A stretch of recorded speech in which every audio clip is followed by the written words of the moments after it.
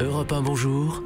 Raphaël Duchemin. C'est l'heure de retrouver vos experts. Ils sont là pour décrypter avec vous l'actualité. On commence par l'international. Sébastien Krebs et le bilan qui s'est alourdi après les manifestations dans la bande de Gaza. 17 morts côté palestinien, tués par l'armée israélienne qui a ouvert le feu contre les manifestants. Alors c'était vendredi, journée la plus sanglante à Gaza depuis la guerre de 2014.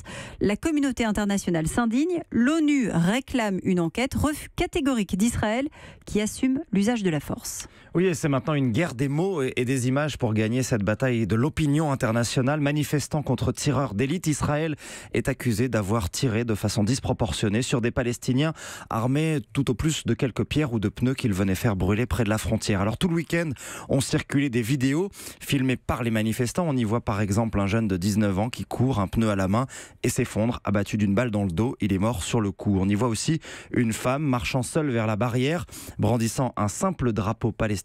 Elle aussi tombe brutalement. Des séquences certes sorties du contexte, on ne sait pas ce qui s'est passé avant ou autour, mais qui choquent. Les journalistes présents ne racontent rien de plus que des groupes de jeunes lançant des cailloux ou des cocktails Molotov, le plus gros des 30 000 manifestants restant en retrait. Et que répond Israël ?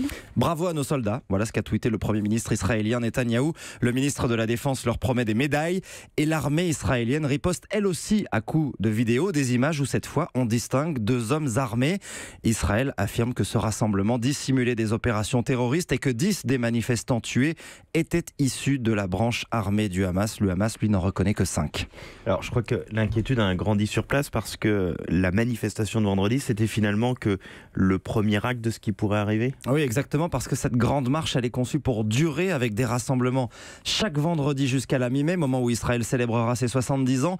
Et cela inquiète d'autant plus que tous les ingrédients d'une potentielle explosion sont réunis. La désespérance de 2 millions d'habitants étranglés par les blocus, les coupures d'électricité, la pénurie d'eau potable.